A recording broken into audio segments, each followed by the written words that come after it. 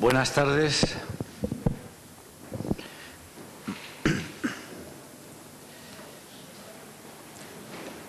Intervenimos a continuación Sergio Martín Blas y yo, que soy Gabriel Ruiz Cabrero, con la intención de explicar lo que estamos haciendo desde hace ya 3 años dentro del grupo de investigación que se llama Nuevas Técnicas, Arquitectura y Ciudad.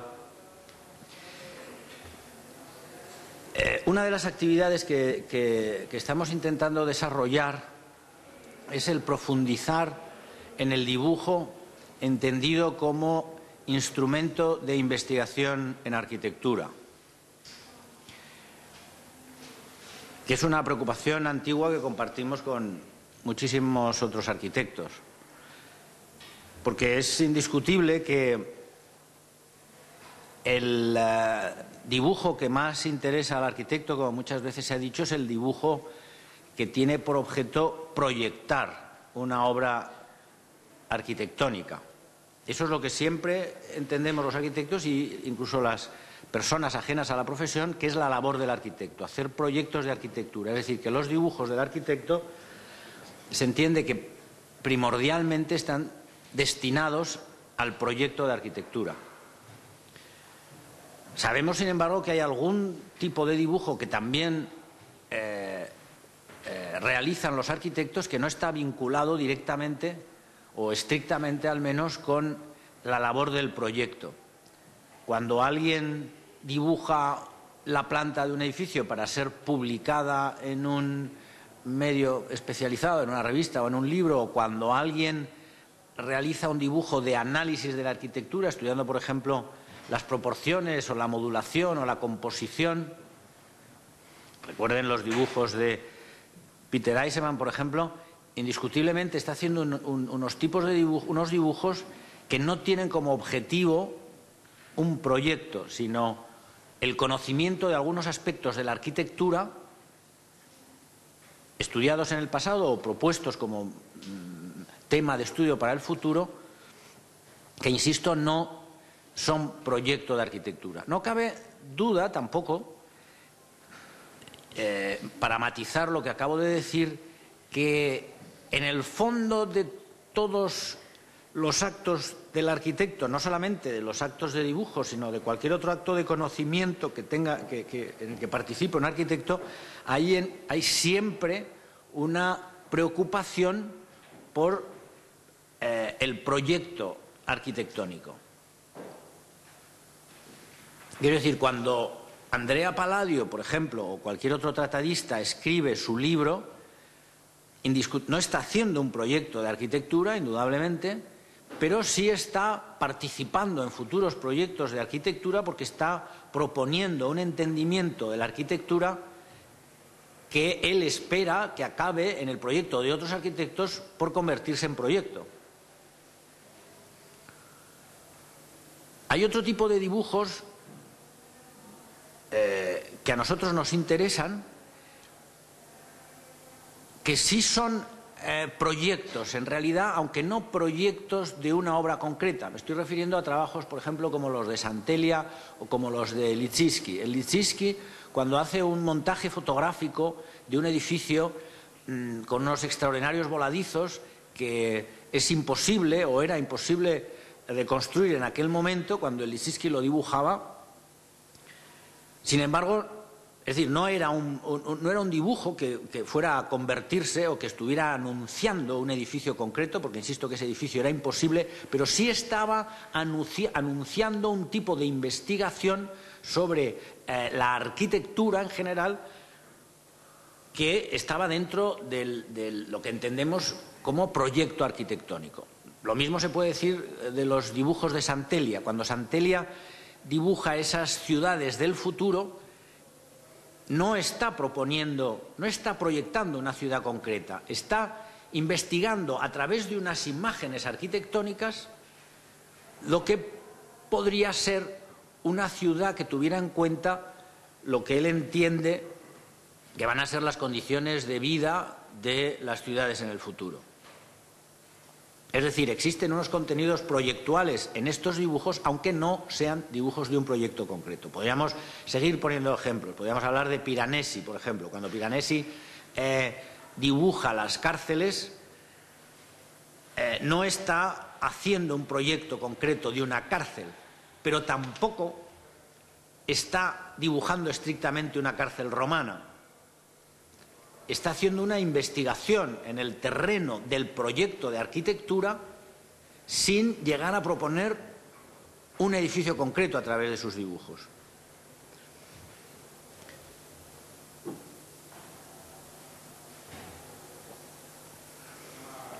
Nosotros en nuestros trabajos, en consecuencia, pretendemos dos objetivos. Uno es desarrollar técnicas de dibujo que nos sirvan para investigar sobre la arquitectura. Todas las técnicas relacionadas con el análisis de la arquitectura estarían ahí. Y nos interesa dar un segundo paso que entendemos que es bastante más difícil, que es el de utilizar, es decir, el de profundizar en el conocimiento de un tipo de proyecto que tenga el carácter de investigación. ¿Cómo voy de tiempo? Te quedan 5 minutos. 5 minutos. Que no sea un... es decir, investigar, retomo, investigar el posible progreso en un tipo de proyecto arquitectónico que no tenga como objetivo la construcción de un edificio concreto, sino el avance en el conocimiento de cuestiones relacionadas con el proyecto de arquitectura. Y vuelvo a decir, podría decir en este sentido que cuando hablamos del dibujo como herramienta de investigación, estaríamos refiriéndonos a modelos como por ejemplo el de Choisy, cuando establece una técnica de representación que le permite de una manera o que le permite explicar edificios existentes con independencia de la época de esos edificios, del estilo o de la geografía donde se han edificado. Los dibujos de Choisy le permiten estudiar el comportamiento constructivo y morfológico de la arquitectura, tanto de la arquitectura egipcia como de la arquitectura del Renacimiento, como de la arquitectura griega, como de la arquitectura gótica. Sin embargo, cuando hablamos del proyecto como investigación, entonces nos estamos moviendo entre los ejemplos que les he citado antes o otros ejemplos que se han producido recientemente, como por ejemplo, que podríamos poner como ejemplo los dibujos del arquitecto John Hediuk o John Hidick, como dicen ellos. Los dibujos de Hidick, por ejemplo, en su libro Adjusting Foundations, son indiscutiblemente dibujos que no pretenden la construcción de un edificio concreto, pero que investigan, en este caso, en el caso concreto de Hediuk o de Hidick, investigan sobre los procesos de invención formal en la arquitectura, en el convencimiento de que terminada la fase anterior del dibujo como instrumento de análisis de una situación, a continuación arranca un momento distinto que es el del dibujo como proyecto, incluso el dibujo de proyecto de investigación. Bueno, yo creo que he dicho lo que queríamos decir. No sé si me he dejado algo que quieres añadir, seguramente me he dejado cosas, ¿eh? ¿Cuánto tiempo queda? Un par de minutos. Un par de minutos. Yo quería casi leer brevemente, para un fragmento muy corto de la comunicación, que es casi como un argumento en contra de esto que estamos diciendo. Y es yo creo que viene a cuento hablar de un personaje, además, en estas jornadas como de angustia investigadora y del arquitecto en el diván y tal. Y yo supongo que por una cuestión generacional se me permitirá hablar de Tafuri, que yo creo que ha hablado de esta cuestión de la arquitectura en el papel y de la crítica operativa. Y voy a leer un fragmento solo de la comunicación. En lo que se refiere a los métodos de investigación y, en particular, a la consideración del dibujo y el proyecto como instrumentos propios de la investigación en arquitectura y urbanismo, que es de lo que hemos estado hablando ahora, la teoría ha puesto de manifiesto la complejidad de la cuestión de fondo. Concretamente, los problemas del dibujo como posible refugio de una cultura arquitectónica progresivamente marginalizada respecto de los procesos de construcción de la ciudad y el territorio han sido señalados con gran elocuencia y oportunidad por Tafuri. En un artículo que supongo que algunos de vosotros recordará, que era La arquitectura en el boudoir, el artículo es de 1980, Tafuri argumenta el origen y la funcionalidad que tiene para el sistema o para un determinado sistema la separación entre los intereses del proyecto, reducido a fenómeno cultural, destinado a exposiciones y publicaciones, y los problemas operativos de la práctica y la construcción efectiva de la ciudad. Antes, el mismo Tafuri, en Teoría e Historia de la Arquitectura, ya es el año 68, había hablado de los conflictos producidos por la conversión de la arquitectura en metalenguaje, es decir, por el uso de los instrumentos de la arquitectura para investigar críticamente la propia arquitectura. Y concretamente había hablado de su uso como mecanismo de defensa basado en una necesidad de inconsciencia, ¿no? En ese libro, entre alusiones a la debilidad de los experimentos formales de Bruno Zevi y al experimentalismo general del momento, ¿no? Que yo creo que es realmente un momento de crisis que se puede proponer casi como origen de estas jornadas o de esta angustia que domina las jornadas, ¿no? Tafuri señala, y esto es cita, que el deslizamiento del momento crítico en una charca pantanosa de imágenes acríticas es quizá uno de los síntomas más graves sobre la incertidumbre de medios y fines que domina buena parte de la cultura internacional. En la comunicación lo que decimos es que esta reflexión viene a cuento y que tiene una cierta vigencia. Véase la multiplicación de revistas e imágenes de arquitectura no realizada o fantástica en los últimos años, en los que precisamente se produce una expansión del régimen inmobiliario en España sin precedentes casi, ¿no? Pues, no hay preguntas en este... No, en este bloque creo que no. Perfecto. Gracias.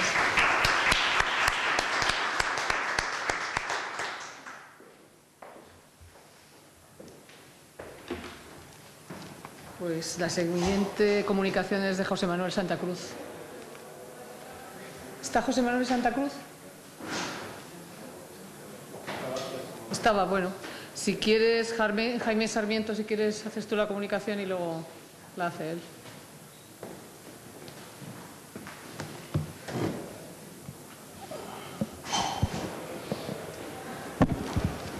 ¿Podéis bajar la luz, por favor? Gracias.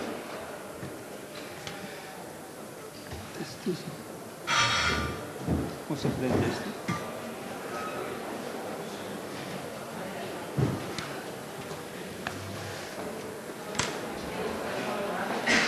Gracias.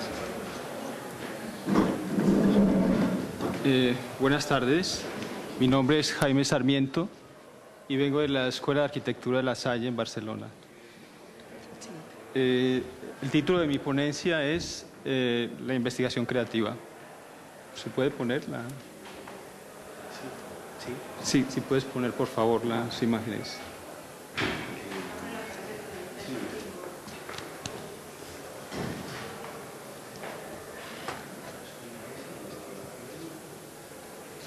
Investigación creativa, esta sí. Gracias. En esta breve intervención intentaré esbozar unas cuantas reflexiones, 5 paradojas que considero están presentes en el proceso de investigación.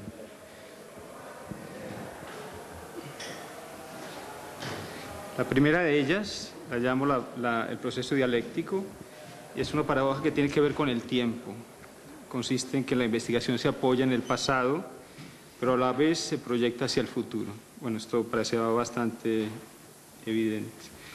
Me valgo de esta imagen para reflexionar en torno a esta paradoja. La pintura del Angelus Novus de Paul Klee, a la cual se refiere Walter Benjamin en El ángel de la historia, ilustra ese traslado irremediable entre pasado y futuro. El ángel, con sus alas extendidas, impulsado por el viento del progreso, se dirige hacia adelante, pero su mirada le delata, sus ojos se giran hacia atrás para tener presente el lugar de donde viene. La investigación se afianza inicialmente en la historia, en la cual encuentra un aliado, un compañero de viaje, pero luego la abandona, se desprende de ella para caminar en solitario. El investigador no solo depende en un principio del pasado, sino que también tiene luego que librarse de él, tiene que traicionarlo.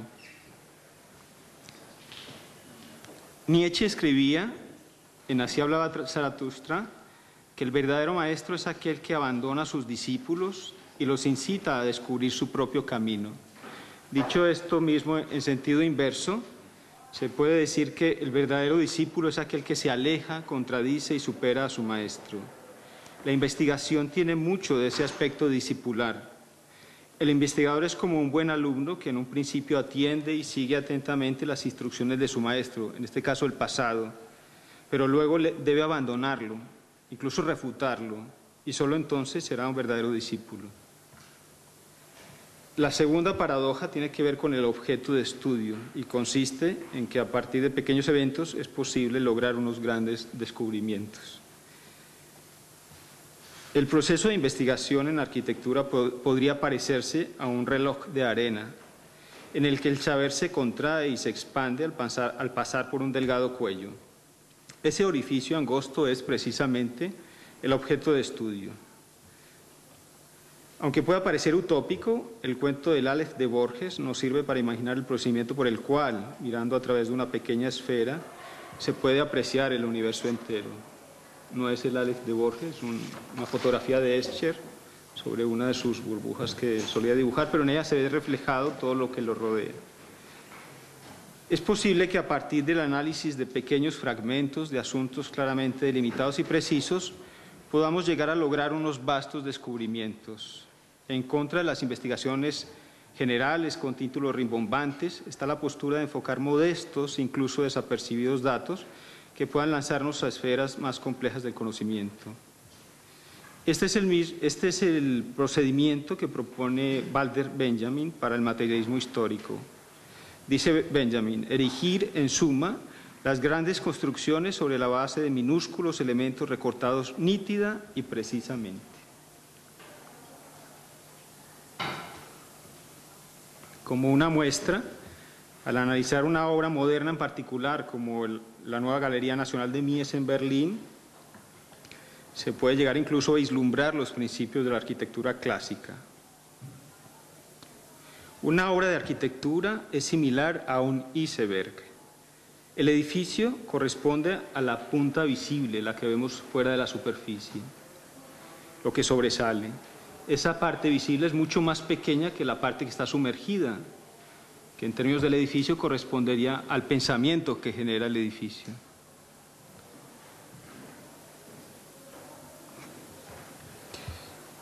Existen dos vías para analizar una obra. Una es desde afuera de la obra, como lo haría un crítico, como lo haría un periodista o un historiador. La otra es desde adentro, como lo haría un artista, un creador. Para el creador, analizar una obra arquitectónica consistiría en proyectarla de nuevo. La tarea de quien estudia una obra es también la de asumir el papel del creador de la misma. Creo que esto se intuye en los dibujos que realizó Le Corbusier durante su viaje por Oriente. En algunos de estos dibujos, Le Corbusier recrea la situación del Partenón en relación con el paisaje, con el mar, con las montañas. Pero no se detiene en el dibujo. Siente la imperiosa necesidad de transformar lo que ha visto. Así es como interpreta a su manera el Partenón y la Acrópolis en esta pintura, titulada La Cheminée. Al respecto de recrear una obra, hay dos cuentos divergentes de Borges.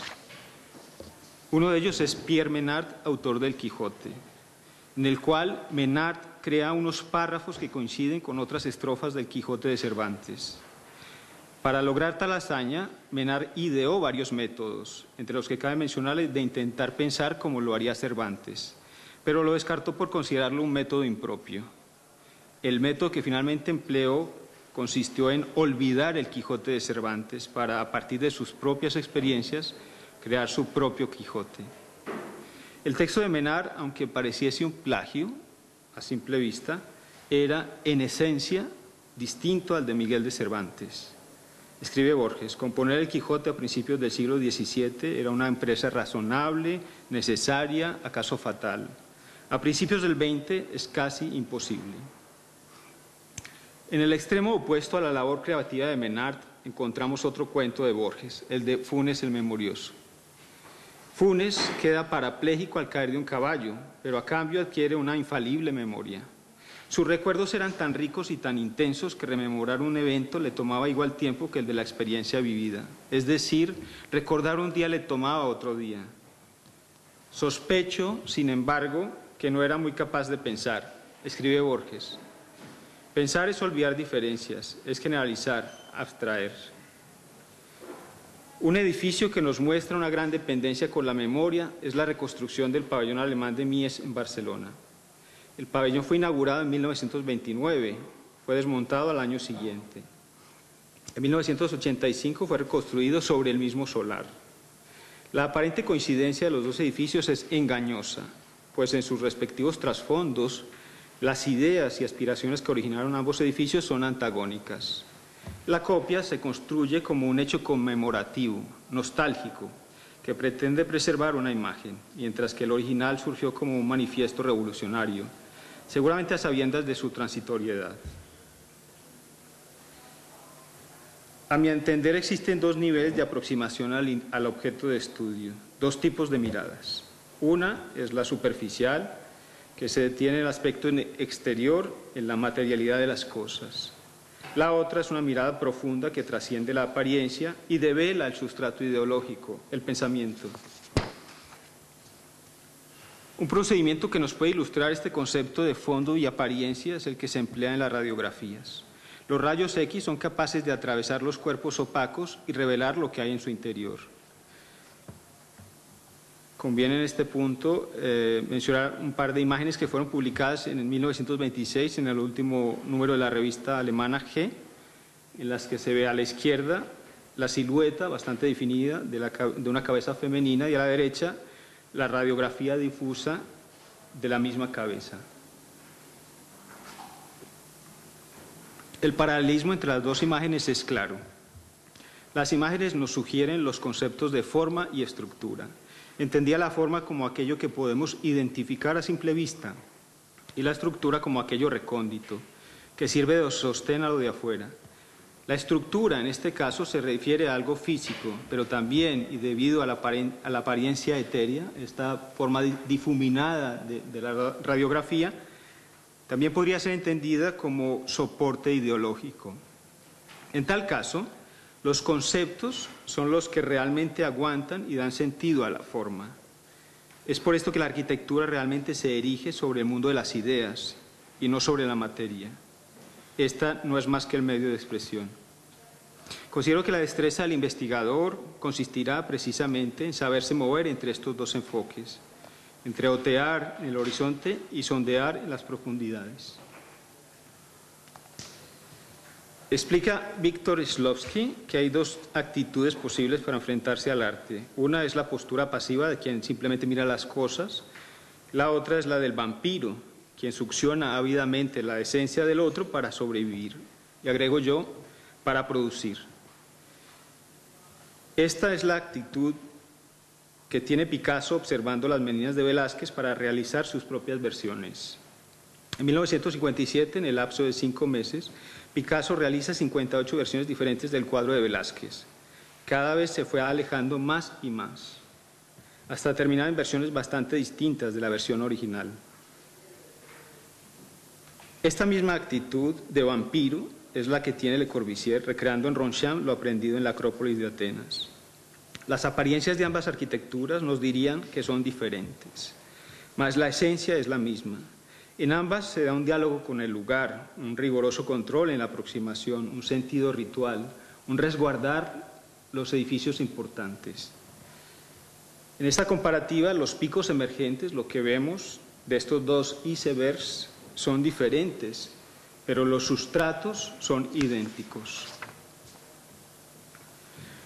Lo que está alrededor de una obra, como los datos que arrojan el autor, el entorno social, lo que han dicho otros, como los historiadores o los críticos, no son tan importantes como la obra misma. La obra, como el Aleph de Borges, es el crisol que lo contiene todo, todos los posibles reflejos y relaciones. A partir de un comentario de Vasari, se ha creído ver en la Gioconda una sonrisa, difícil ya de remover del rostro para descubrirla por primera vez y sorprendernos de ella. Cuando se analiza una obra de arte o de arquitectura, se hace preciso en algún momento de la investigación olvidarse de todo lo que se ha dicho de ella, renunciar a los posibles recuerdos que se tengan de ella, mirarla directamente como si acabara de nacer, como si estuviese desnuda, e interrogarla, hacerla decir todo lo que guarda. Algo similar a ese olvido voluntario en el análisis de las obras ocurre cuando se proyecta en arquitectura. Le Corbusier decía que en su proceso creativo, al momento del encargo del trabajo, tenía muchas referencias posibles que luego procuraba no pensar. Las ideas bullían, dormitaban en su mente y después afloraban con total espontaneidad. Algo idéntico sostiene Álvaro Siza. Hay que observarlo todo, hay que copiarlo todo para luego, en el momento del proyecto, olvidarlo todo. Por favor, vas terminando. Ya termino. La capacidad de observación y olvido que le faltaba a Funes le permitiría a Menard crear su propio Quijote. Es lo que les ocurrió a los ojos inquietos de los pintores cubistas, que desdibujaban los objetos que estaban pintando para inventar otras formas. Muchas gracias.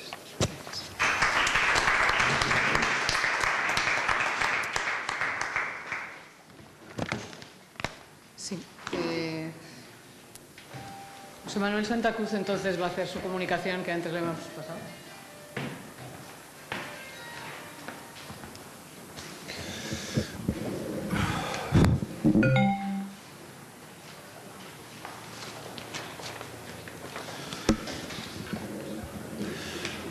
Bien, buenas tardes.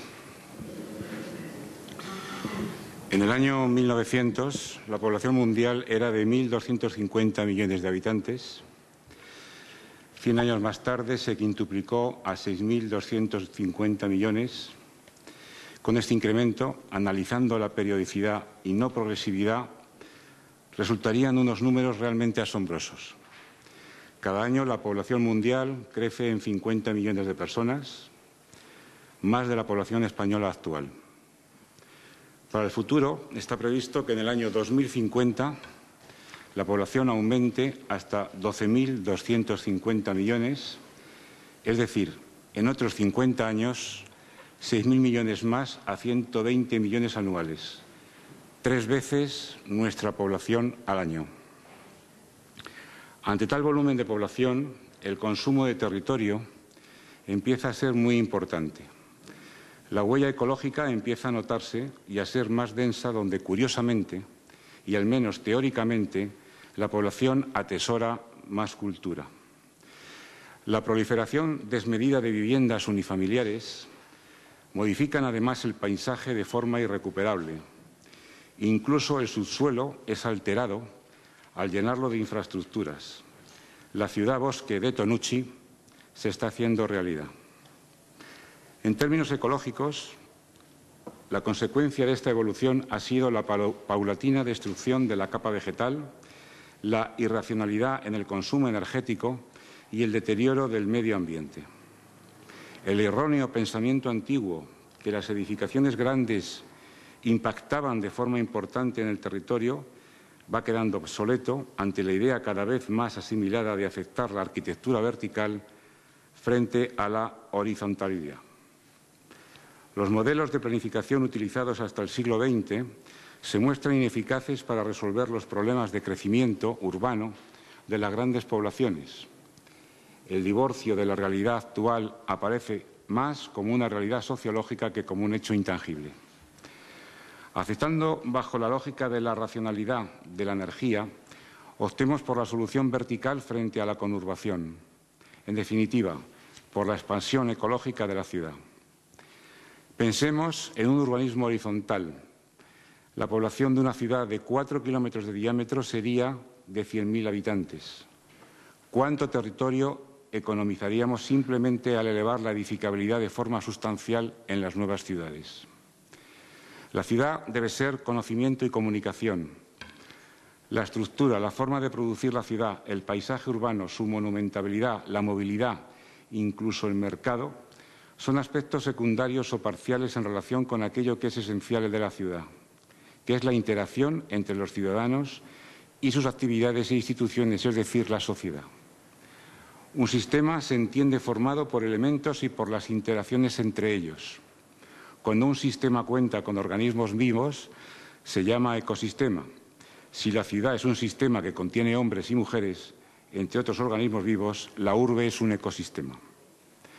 Cuando en una ciudad un conjunto de personas e instituciones se relacionan entre sí, hay una confluencia de intereses y comportamientos, limitando de forma clara todas las variaciones posibles de tendencias y conductas.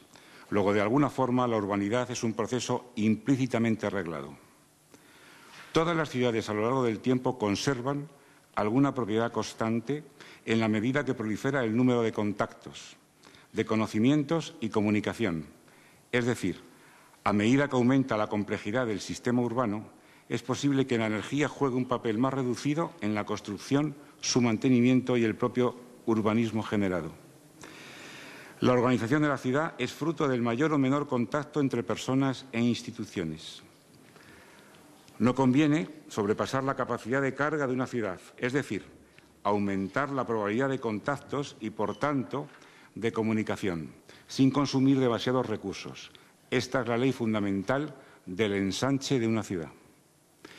La creciente ocupación de suelo urbano y del consiguiente impacto que resulta de la ampliación del tejido urbano es cada día más grande. Algunas ciudades han ocupado más territorio en el último 1% de tiempo cronológico que en el 100% de referencia. La ciudad de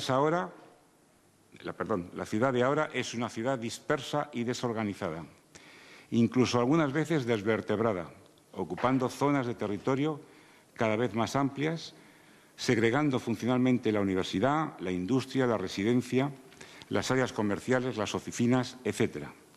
Incluso los diferentes barrios se separan por su renta, incluso por su nivel de divertimento, todo unido por una densísima red de carreteras y vías segregadas de transporte privado. Esta tipología urbanística multiplica el consumo del suelo, de energía y materiales. Además, la obsolescencia cada vez más rápida de las mercancías, incluyendo los productos del mercado del suelo, es una de las características sobre las que se sustenta el actual modelo de crecimiento. Cualquier intervención sobre la ciudad, ya sea para rehabilitarla o para construirla de nuevo, es intencionada. Urbanistas como Castro, Cerdá, Le Corbusier y otros se han preocupado por eliminar modelos potencialmente negativos. La ciudad que proyectó Ildefonso Cerdá luchó por la acogida del personal que llegaba del campo. Los problemas que se generaban en aquella época, más de salubridad e igualdad, se han transformado hoy en la incertidumbre del mañana, en un escenario de futuro incierto y amenazador. La internacionalidad y globalización del tiempo actual explica que los problemas son ahora totales, por tanto las soluciones también. La sostenibilidad de la ciudad no está garantizada y su crecimiento actual es claramente insostenible. Dos son los aspectos que explican una parte de la insostenibilidad de los modelos de crecimiento actual. El consumo como capital agotable. 1. suelo, materiales y energía. 2, abuso de la capacidad de carga en el territorio. No es tanto la novedad como la controlada dosis de ambigüedad lo que explica la buena acogida que tuvo el propósito de desarrollo sostenible, en un momento en el que la propia fuerza de los hechos exigía más que nunca ligar la reflexión económica al medio físico en el que ha de tomar cuerpo. La falta de resultados, inherente al uso meramente retórico del término sostenible, se está prolongando demasiado, hasta el punto de mirar el éxito político que acompañó a su aplicación inicial.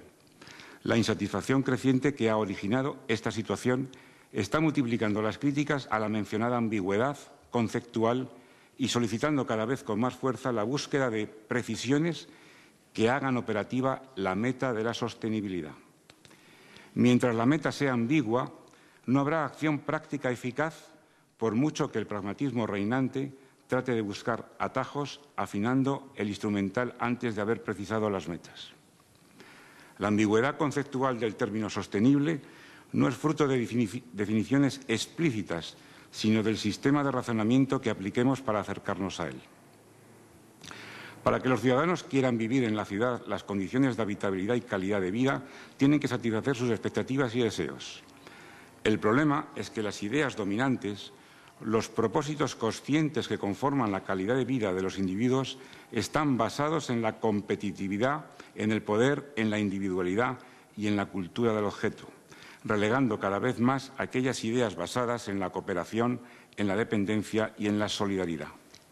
Terminando, por favor. La aplicación de estos propósitos por parte de las actividades, sean estas económicas o no, y de las instituciones utilizando las tecnologías actuales y en un contexto de globalización, provoca una transformación en los ecosistemas de la Tierra claramente insostenible. Por eso abogo por un urbanismo vertical. Gracias.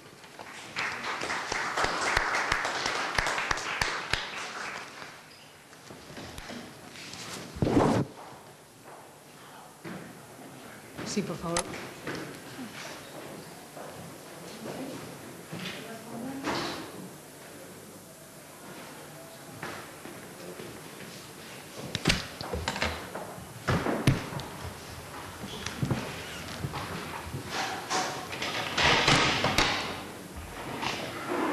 Johannes, ¿no se puede dar la luz?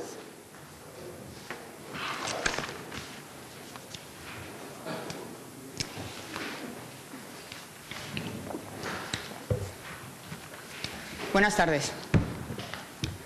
Si encierras en una jaula a una rana en celo y la abandonas en el jardín, enseguida estará rodeada de machos llegados de todos los confines del barrio. Entre esos machos asoma a veces un lagarto despistado, crápula o curioso dispuesto a mojar. ¿Qué animal de todo ese conjunto llamaría nuestra atención? El lagarto, sin duda por estar donde no debe.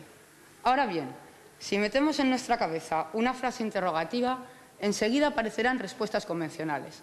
Entre ellas, con suerte, veremos una contestación extraña, rara, que no pertenece en apariencia a la naturaleza o a la lógica de la pregunta. Esa es, sin embargo, la contestación que interesa, entre otras cosas porque no abundan las respuestas raras que son las verdaderamente productivas. El resultado de cruzar una rana hembra con una rana macho ya lo conocemos, es el de siempre. En ese cruce no hay progreso ni sorpresa, solo una especie de círculo vicioso, un vuelta a empezar que ya fatiga. Lo interesante sería ver cómo se lo monta el lagarto, cómo reacciona la rana y qué sale de ese apareamiento contra natura. Palabras claves: nosotros, docencia, proyectar, investigación, transferencia, lagartos.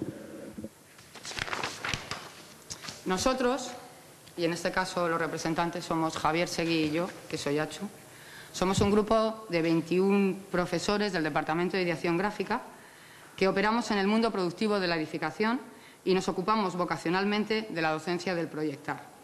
Tenemos un grupo de investigación que se denomina Hipermedia, en el que asistimos a las problemáticas en el aprendizaje y la teorización del proyectar y reflexionamos acerca de la naturaleza de todas las temáticas que se cuestionan públicamente en este y en otros congresos.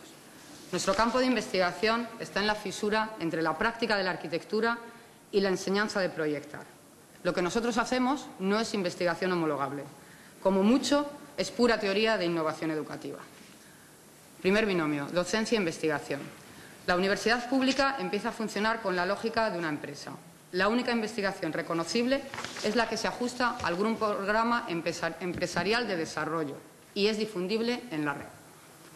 A los profesores arquitectos afines a una especialidad científica, tecnológica o histórica se les suele reconocer su actividad con una cierta facilidad, pero aquellos profesores que centran su actividad en torno al proyectar, y aquí englobo todo tipo de proyectar, la ciudad, el edificio o cualquier artilugio, tienen serias dificultades para obtener un reconocimiento como investigadores. Creemos que esto es debido a esas áreas de conocimiento, que no me voy a enrollar porque se ha hablado de sobra estos días, que se introdujo en sus días en la universidad y en el CSIC para sistematizar y agrupar los diferentes saberes.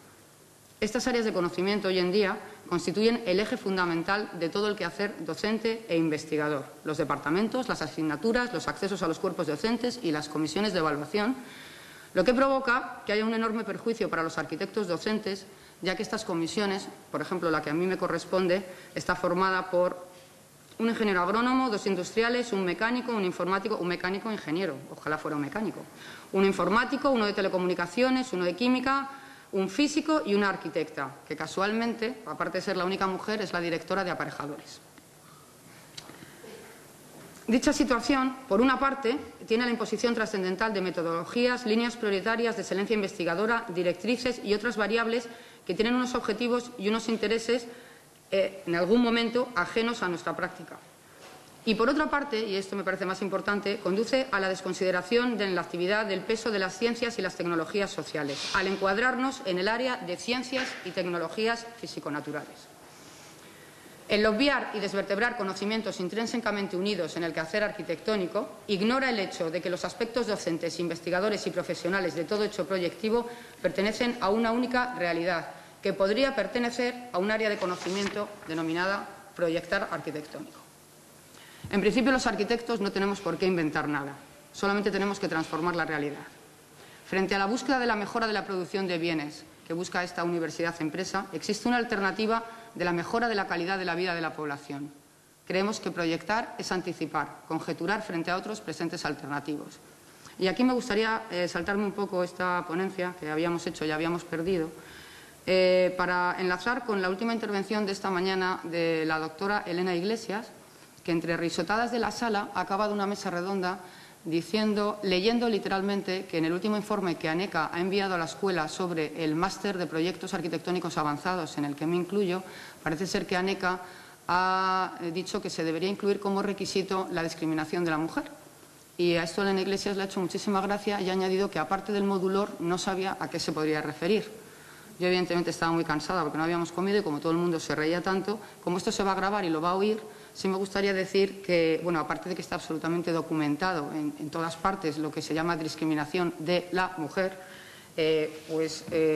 algunos datos así importantes: la mujer ha sido la proletaria de su marido desde que apareció la propiedad privada vinculada a la vivienda, el contrato social ha implicado el contrato sexual en la vivienda, también ha sido en la vivienda donde las 3 actividades de la mujer, puta, criada y madre, se han desarrollado. Llevamos 45 muertes de violencia de género realizadas en la vivienda. Todavía hay sitios en los que hay que salir a la calle con burka y la gente tiene que pedir permiso, las mujeres, para salir de la vivienda. Y bueno, podría estar así media hora y Blanca me cortaría porque no llevaría 10 minutos. El dato, por ejemplo, con respecto a esta escuela es que no hay ninguna catedrática menor de 50 años. Creo que hay una mayor y el 80% de las profesoras titulares no tienen hijos. Bueno, volvamos a esto. Entonces, en esta escuela encontramos que hay, por una parte, buenos profesionales impartiendo, digo buenos porque ya con esto me he creado suficientes enemigos, buenos profesionales impartiendo docencia de calidad, pero que hay que tergiversar el concepto de investigación para que puedan tener acceso al estatus, al reconocimiento, a un sueldo y a una situación laboral digna. Y, por otro lado, buenos investigadores que imparten docencia en unas áreas de conocimiento a veces ligadas al proyectar, pero que nunca han ejercido de arquitectos porque no proyectan ni construyen y su autoridad podría ser de alguna manera puesta en duda. Lo que está claro es que no existe ninguna prueba concluyente de que un buen investigador sea un buen docente ni de que un buen docente sea un buen investigador. Aquí retomo la pregunta que ha hecho José Ramón Sierra en la introducción de esta tarde, que ha preguntado: ¿sigue siendo la enseñanza de la arquitectura el objetivo principal de las escuelas de arquitectura? Evidentemente no. Hago otro paréntesis para, en mi última evaluación de ANECA, Han cambiado el porcentaje, el 40% es docencia, el 40% investigación y 15% otros méritos. Yo les mandé una carta muy personal diciendo que en otros méritos incluía que tengo 4 hijos y me parecía mérito suficiente para otros méritos. Ellos también me mandaron una carta muy personal diciendo: nos parece fenomenal tus otros méritos, te damos el 15, pero por favor no te dediques tanto a la docencia. Has superado todos los puntos de la docencia y no tienes ni un punto en investigación, porque los 80 proyectos que has puesto, las 120 publicaciones referidas a tus proyectos, te las hemos valorado con 0.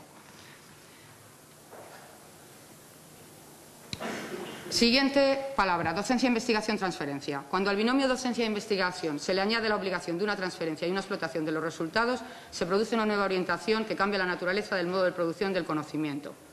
Especificidad, superespecialización, reducir lo complejo a lo simple, descomponer para crear las condiciones óptimas y facilitar las transferencias. No vamos a hablar de lo que ya se ha hablado, de programas nacionales de I+D, la LRU, el artículo 83, con el que se pueden aumentar los ingresos mediante unos contratos de investigación, los sexenios, que son como recompensas a la investigación.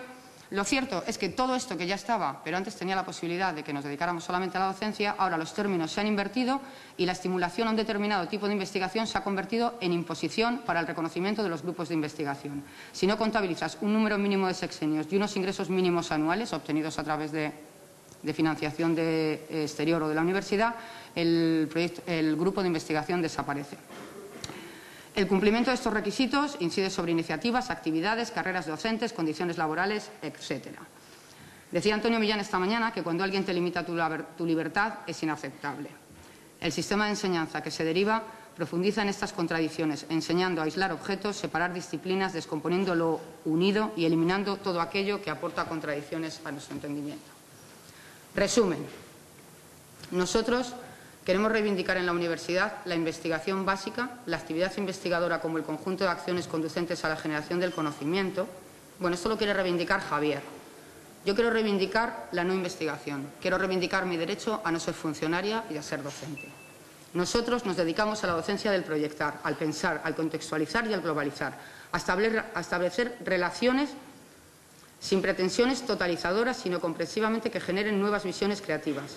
Pues de esos saberes, y a partir de ahora lo que leo no es nuestro, pues de esos saberes que podríamos llamar inútiles depende también la construcción de una sociedad que sepa pensar sobre sí misma y descubrir sus limitaciones e imaginar nuevos proyectos de convivencia.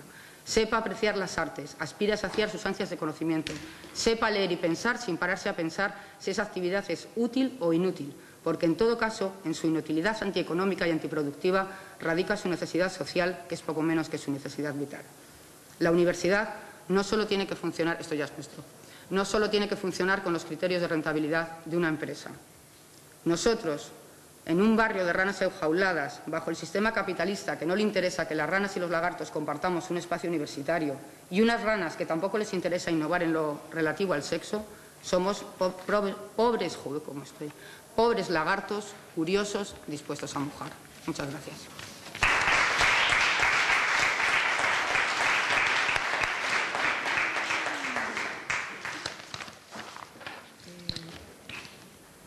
Sí, Álvaro Sevilla está.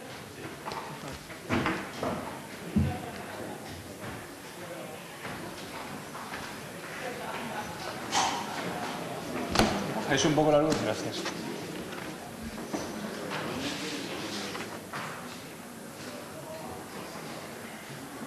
Bueno, después de la intervención de Achu, aparte de sus razonables argumentos, yo creo que nos va a quedar la duda flotando en el ambiente a todos los que vengamos después de si somos lagartos o sapos. Pero bueno, vamos a ver.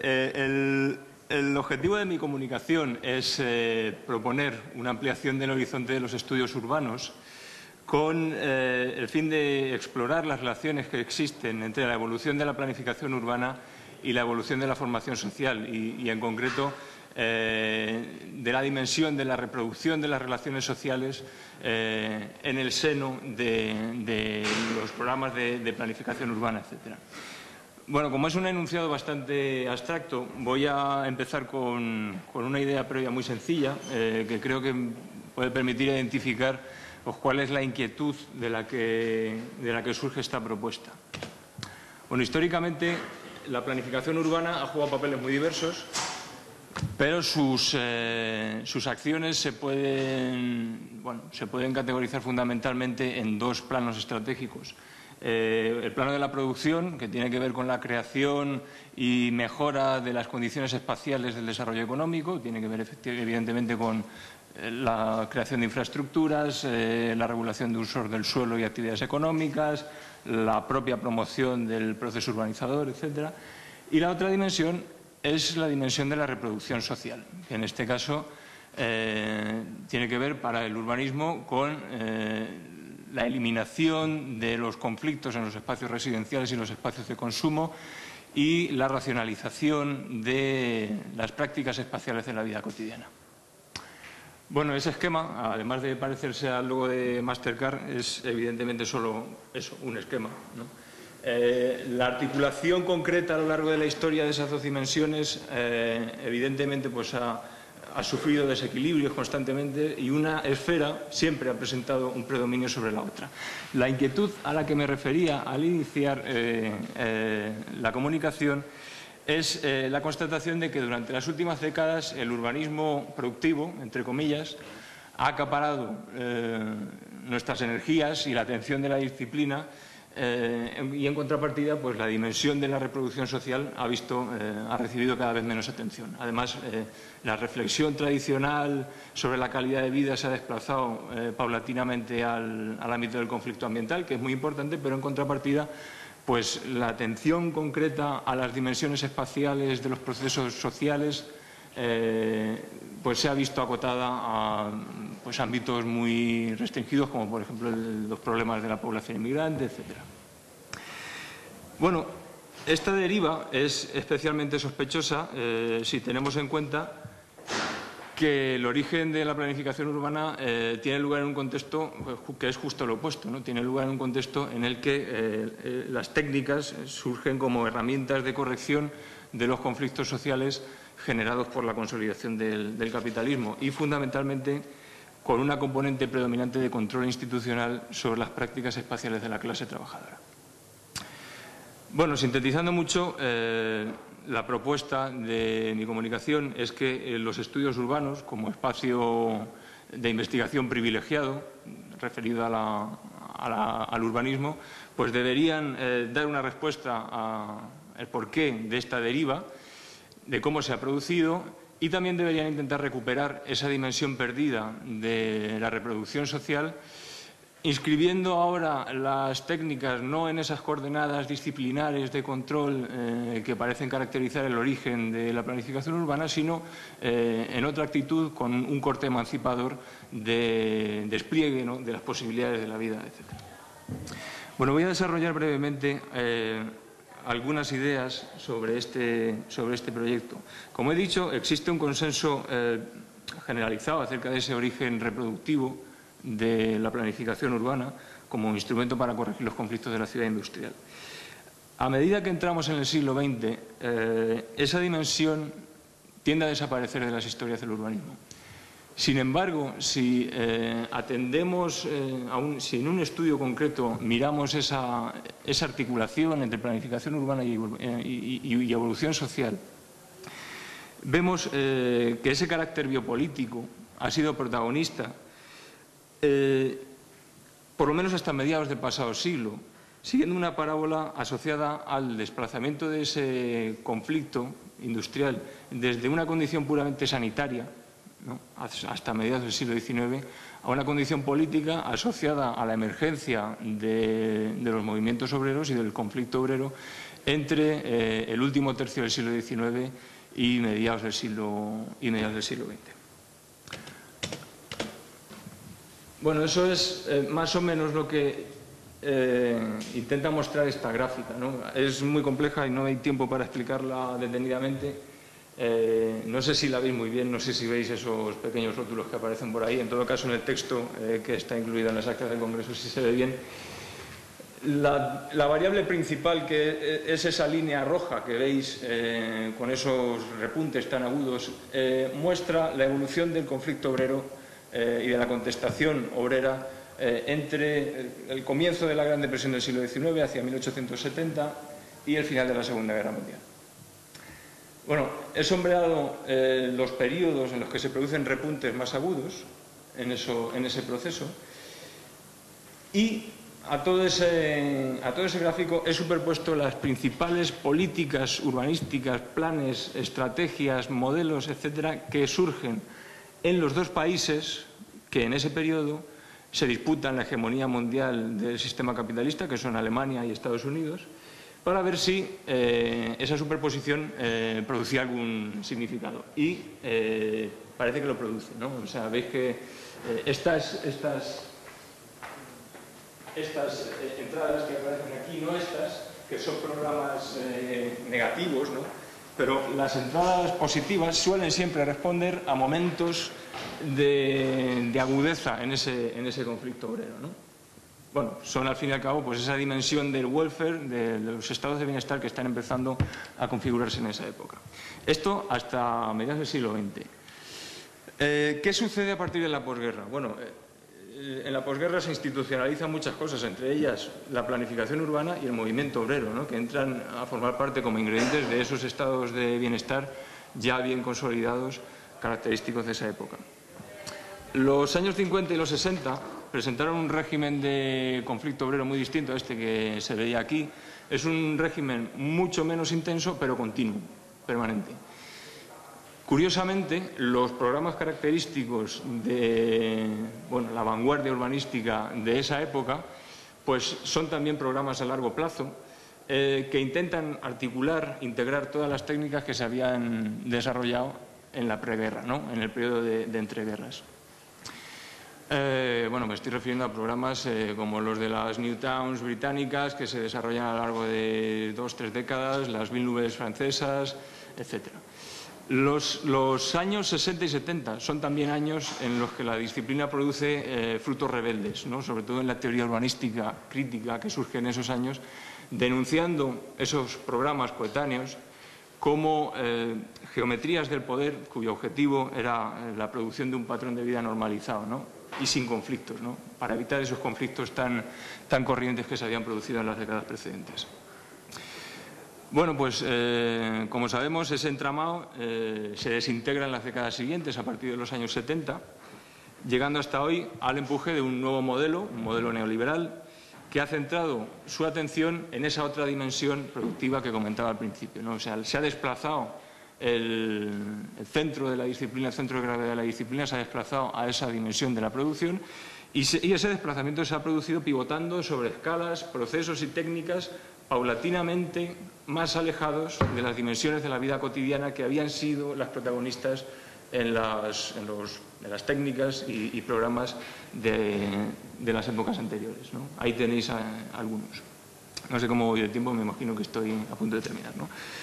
Bueno, la verdad es que tienes el tiempo casi vencido, ¿eh? Pues termino ya. Simplemente decir que la propuesta que podéis ver desarrollada en el texto incluido en las actas del Congreso es precisamente propiciar un nuevo giro, ¿no? Un giro simétrico a este, que devuelva esas escalas, procesos y técnicas a la atención a la vida cotidiana y que las devuelva, como decía antes, no en un sentido disciplinario de control de las prácticas espaciales de la población, sino todo lo contrario, de propiciar la emancipación de esas prácticas. Nada más, muchas gracias.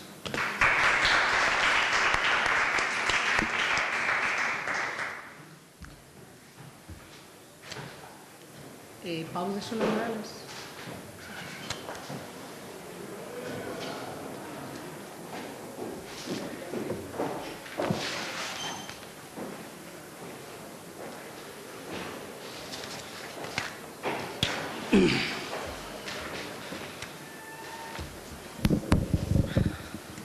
Buenas tardes.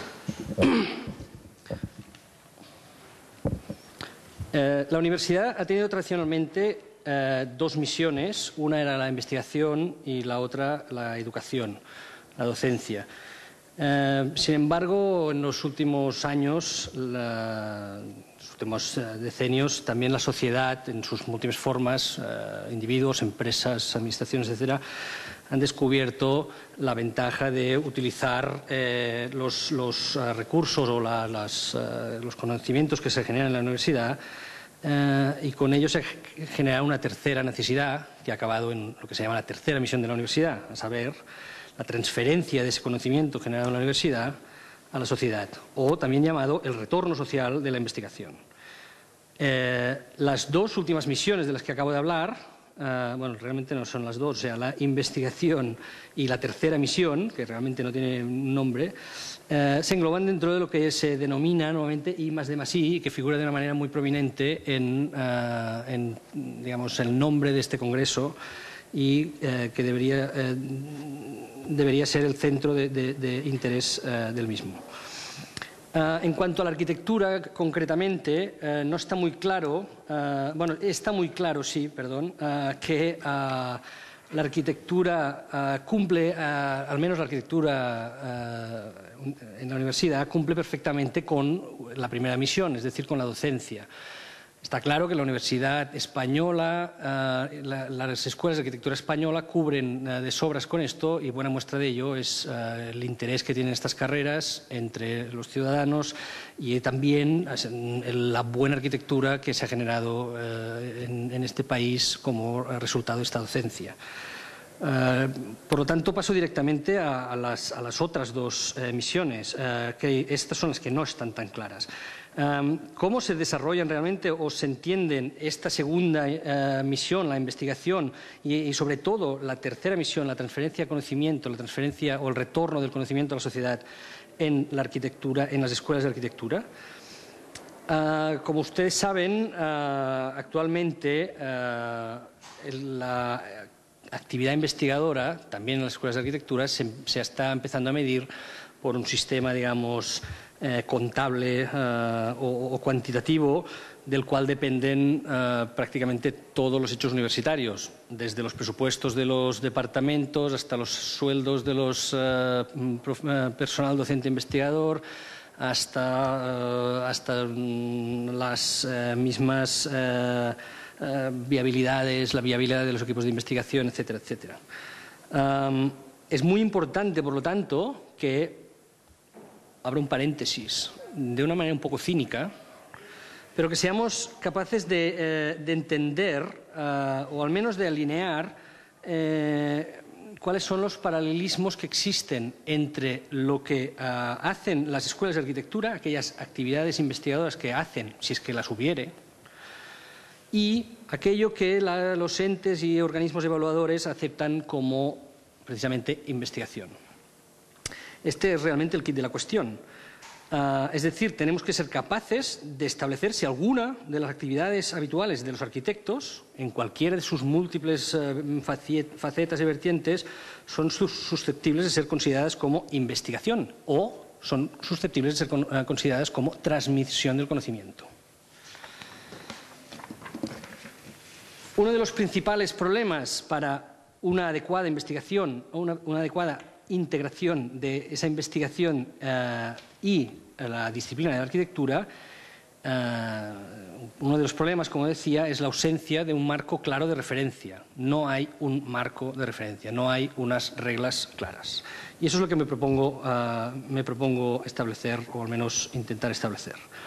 La ausencia de este marco genera toda una serie de patologías, de las cuales las más graves son sobre todo la falta, bueno, primero la falta de evaluación de calidad de los investigadores arquitectos y por lo tanto su falta de interés en hacerlo y seguramente también de ahí derivan la falta de interés en la mejora de la arquitectura o tal vez también el interés en la arquitectura en general. Pero el problema no es realmente un problema de la disciplina de la arquitectura, de sus agentes y de sus agentes, sino que es de una correcta incomprensión e interpretación de la actividad que se desarrolla en las universidades. Como se dijo ayer de una manera muy gráfica, la arquitectura es multidisciplinar. Decía Antonio Becchi que era no solo multidisciplinar, sino que era como un arca de Noé, ¿no? Era más bien indisciplinada, que no era una disciplina. Está formada por distintas disciplinas, agregadas de una cierta manera un poco inconsistente, y dentro de la arquitectura pues encontramos teoría, historia del arte, el estudio de formas y sistemas constructivos, la práctica de la proyectación arquitectónica, del urbanismo, las instalaciones técnicas de los edificios, el estudio de las repercusiones legales y administrativas de los hechos arquitectónicos, etcétera, ¿no? La representación gráfica de la arquitectura, todo esto en sí mismas son unas disciplinas. Y yo propongo que estas disciplinas se equiparen con disciplinas similares que ya están establecidas. La mayoría de ellas, por ejemplo, la historia de la arquitectura puede equipararse a la historia del arte. La teoría arquitectónica puede equipararse pues, a unas ciertas ramas de la filosofía, las instalaciones, algunas ramas de la ingeniería, etcétera, etcétera. Bueno, ya sé que esto es una visión muy simplista y tampoco quiero decir que, digamos, sean tomadas al asalto, estas ramas de la arquitectura sean tomadas al asalto por esas disciplinas. Solo quiero decir que existen marcos de referencia en los cuales garantizar una estructura de la investigación para todas esas disciplinas o, digamos, subdisciplinas de la arquitectura. Sin embargo, hay una serie de actividades, ayer se discutía precisamente en el debate al final de la sesión de ayer por la tarde, hay algunas habilidades que son específicas y propias de nuestra disciplina. Después hablaré un poco más tarde. ¿Y qué hacemos con estas?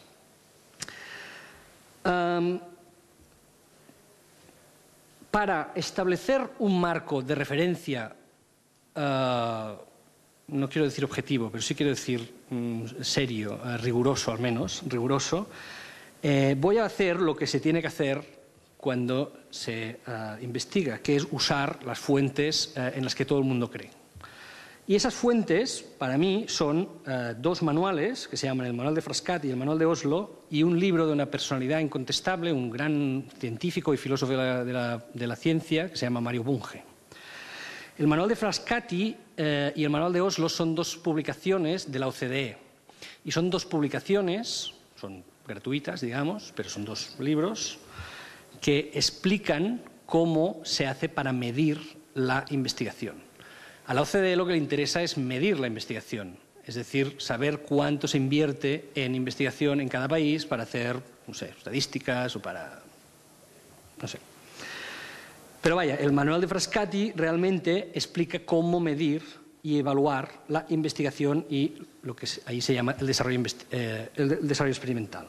Dice el Manual de Frascati que la investigación y el desarrollo experimental, o I+D, sin la última I, comprenden el trabajo creativo llevado a cabo de forma sistemática para incrementar el volumen de conocimientos, incluido el conocimiento del hombre, la cultura y la sociedad, y el uso de esos conocimientos para crear nuevas aplicaciones. Esto sería lo que es para ellos investigación y desarrollo experimental. En cambio, el Manual de Oslo se dedica más a la parte de innovación. Lo que intenta el Manual de Oslo es definir qué es innovación y cómo medirla. Pero lo importante ahí para nosotros son las definiciones, porque si asumimos que esas son las reglas del juego, y veamos cómo nosotros encajamos en esas reglas del juego. Tienes que ir terminando, por favor. De acuerdo. Un par de minutos. ¿Perdón? Un par de minutos. De acuerdo. Dice Mario Bunge que la ciencia aspira a dar cuenta de lo que pasará cuando ciertas circunstancias ocurran y, en cambio, la tecnología sugiere cómo influenciar precisamente esas circunstancias para que esos eventos ocurran. Es decir, la tecnología aspira a resultados prácticos aplicando teorías y conocimiento científico. La tecnología pretende cambiar el curso de los eventos o detenerlos del todo. La ciencia es analítica, la tecnología es sintética. La arquitectura, aquella parte de la disciplina de la que hablábamos antes, es o también se llama diseño, es claramente una tecnología, porque sirve para crear ex novo artefactos artificiales, etcétera, etcétera. Aunque pueda haber investigación básica en la arquitectura, seguramente más en el área de las humanidades, o sociohumanidades, digamos, el diseño de edificios, las estructuras habitables, el diseño de entornos urbanos, etcétera, etcétera, constituye sin ningún tipo de duda una actividad tecnológica de creación de nuevos materiales, productos o dispositivos. Es decir, es ciencia aplicada al desarrollo experimental, sin ningún tipo de duda. Pasemos al segundo de los manuales, el manual de Oslo, que explica qué es innovación. Según el manual de Oslo, innovación es la introducción de un nuevo o significativamente mejorado producto, bien o servicio, o de un proceso o nuevo método de comercialización, o de un nuevo método organizativo en las prácticas internas de la empresa, de la organización del lugar de trabajo o las relaciones exteriores. La arquitectura, como disciplina dedicada mayoritariamente al diseño de edificios, de espacios, etcétera, etcétera, es claramente una disciplina o una actividad innovadora, porque en cualquier momento que se genera un diseño, lo que estamos haciendo es innovación en estado puro. Cabe recordar, lo he pasado antes un poco por alto, que la palabra tecnología significa arte. Yo creo que de ahí viene un poco la confusión de que creemos que los arquitectos somos artistas, o alguien lo dice, pero realmente somos tecnólogos. Pero tecnólogos en este sentido, de que lo que hacemos es diseñar y crear nuevas configuraciones de cosas. No hacemos ciencia básica, hacemos ciencia aplicada y innovación. La innovación la hacemos... Perdona, tienes que terminar. La innovación la hacemos de entrada. Termino. Es más, podríamos decir que nuestra disciplina dispone desde hace algunos siglos ya, tal vez más, de instrumentos, dos instrumentos, uno que llamamos proyecto y otro que llamamos dibujo, expresión gráfica, representación gráfica, que podrían ser la envidia de muchas otras disciplinas que no disponen de ellas. Podría citar una lista larguísima, desde los informáticos hasta los ingenieros, que no saben diseñar. Y nosotros sí. Sin embargo, nosotros estamos en la tesitura de aún pensar si somos investigadores o no. Muchas gracias.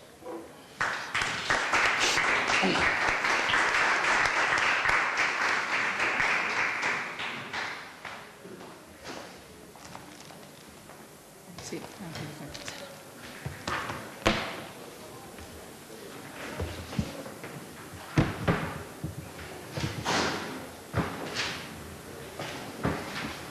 Voy a restituir la geometría.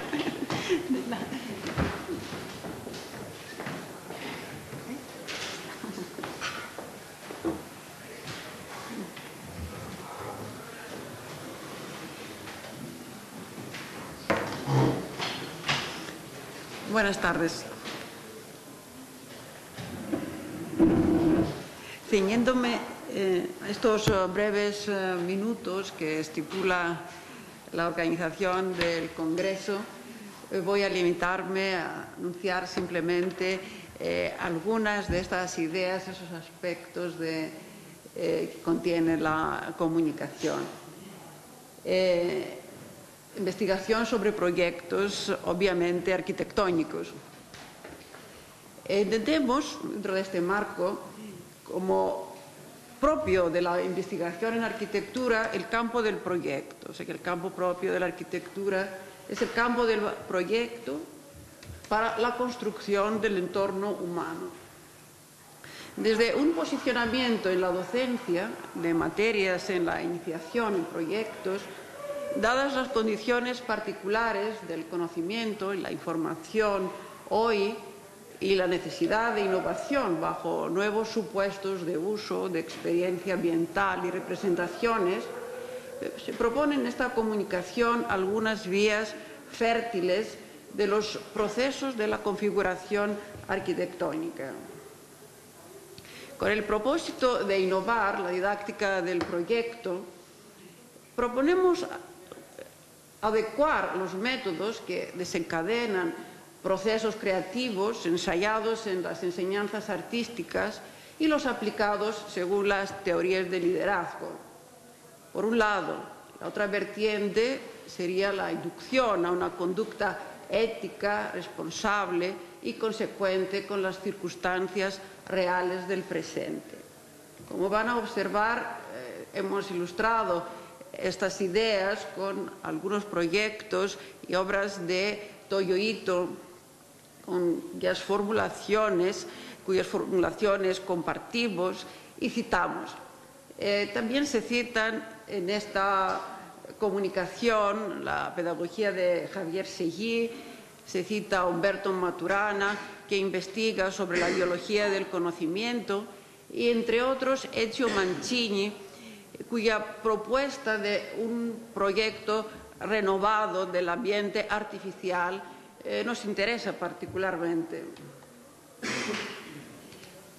Estas líneas fértiles que anuncié, que considero fértiles para el proyecto arquitectónico, para la enseñanza del proyecto arquitectónico, se resumirían en las siguientes.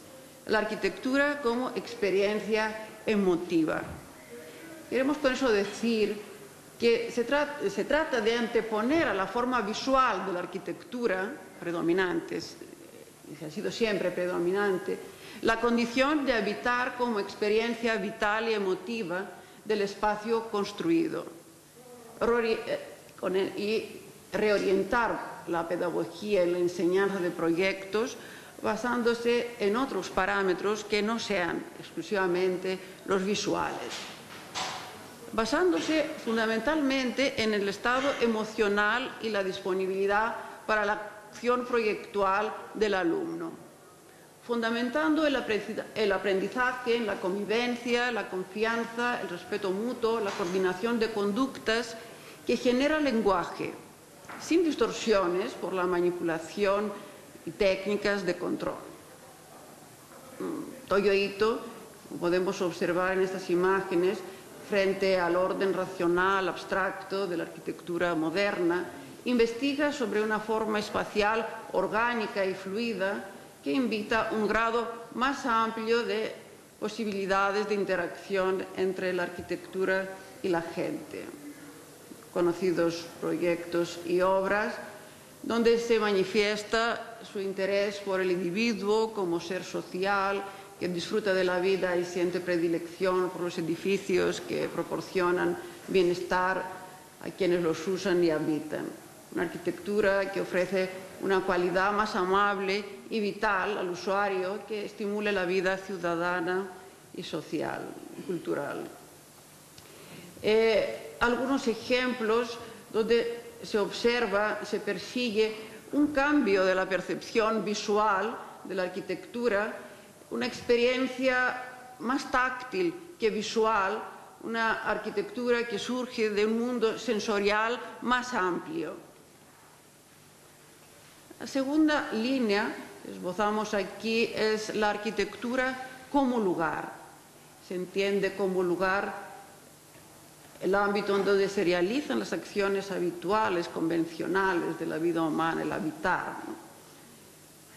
El lugar es una experiencia siempre subjetiva o colectiva, es lenguaje frente a la gregaria pertenencia virtual, a lo global que domina hoy.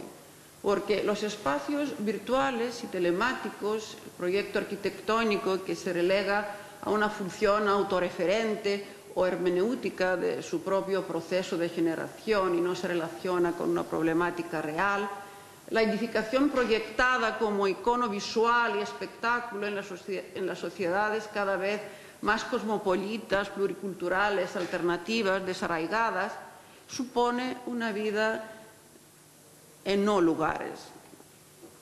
Ante eso se propone un sistema nuevo de artefactos que sean contextos significativos y comunicativos que establezcan relación con el lugar como experiencia emotiva y afectiva. Un lenguaje de las formas, es decir, relaciones más estables entre significados y significantes. Formas identificables con una perspectiva de más larga duración que supere la perspectiva de la moda y el consumo. La convivencia en el lenguaje ha de constituir el punto de partida de lo que proyectamos. Algunos ejemplos más donde se aprecian espacios vitales que representan la fluidez de la vida cotidiana. La tercera vía o línea de investigación propuesta sería en torno a los criterios ambientales y la sostenibilidad. partiendo de una crítica a los modelos obsoletos de la era industrial, el espacio concebido en la escala del automóvil, las poéticas alternativas y reduccionistas como el realismo sucio, el minimal o el fenómeno Disneylandia, la propuesta de un sistema de artefactos de bajo impacto ambiental producidos a través de procesos que privilegian la duración, la reciclabilidad, la intensidad relacional, escenarios ecológicos que revelen la identidad y la memoria de los lugares, espacios que transforman la información de las redes y conviertan la naturaleza en un elemento estructurante. La siguiente línea propuesta sería la recuperación de la condición de habitar. Una innovación en este sentido para responder a las actuales y futuras demandas espaciales y ambientales, pero siempre conjugando la participación del habitante en la creación de su hábitat. De esta relación, que entendemos debe ser afectuosa, deriva el cuidado de las cosas, ¿no?, del entorno y, por lo tanto, la calidad ambiental. Por último, la línea de optimización de la influencia de las nuevas tecnologías en el diseño de espacios más humanos y mejor habitables, reconvirtiendo los factores que operan hoy negativamente sobre la calidad ambiental en precursores de un nuevo espacio para la realización individual y la integración social. Siguiendo esta pauta de utilizar la arquitectura de Toyo Ito como un posible ejemplo, aparecen ahí algunos modelos con vocación de convertirse en una arquitectura completamente nueva, que sea un lugar de encuentro de lo que Toyo Ito dice, los dos cuerpos, ¿no? El cuerpo físico, sensible a la naturaleza, y el cuerpo electrónico, este cuerpo expandido, esta prolongación del cuerpo a través de las redes, a través de la interfaz, ¿no? Donde los lugares se suplantan por los artefactos y la experiencia de lo real por la manipulación perceptiva, el espacio público se configura como espacio lúdico que afecta con distinta intensidad la actividad sensorial, pero la interactividad entre ambiente y el espectador se convierte en aprendizaje de ciertos códigos, siendo Disneylandia el paradigma de la arquitectura encapsulada de la sociedad de consumo, donde lo ilusorio suplanta lo imaginario y donde el individuo fascinado por imágenes se confina a mundos virtuales técnicamente performatizados. Toyo Ito propone formas espaciales de una fluidez donde se puede experimentar la misma sensación de flotación del cuerpo en el medio fluido electrónico. Imagina edificios y ciudades fundidos con la naturaleza, una arquitectura blanda de límites difusos, sensible y alerta que puede reaccionar con el entorno. Como respuesta a qué tipo de arquitectura tenemos hoy que encaminar. Termino. Sí, termino. La arquitectura debe transformar el programa en espacio. Ha de permitir flexibilidad de los programas, ya que los programas sirven para implementar las acciones de la gente en el espacio, suprimiendo los límites basados en la simplificación de funciones. Ha de hacer posibles rasgos espaciales del lugar, porque telecomunicación y teleproducción no necesariamente tienen que ser restrictivas del espacio físico indiferentes a la ciudad bella, sino que pueden generar las condiciones necesarias para un entorno humano más saludable, menos explotado y, por lo tanto, más sostenible. Generar lugares diferenciados por acciones de diversas corrientes y que a nivel arquitectónico se producen por los factores físicos, por los grupos de personas y por los individuos o por la concentración de información. Solamente he querido dar unas pinceladas de lo que contiene esta comunicación. Muchas gracias. Y siento si he sobrepasado algún minuto.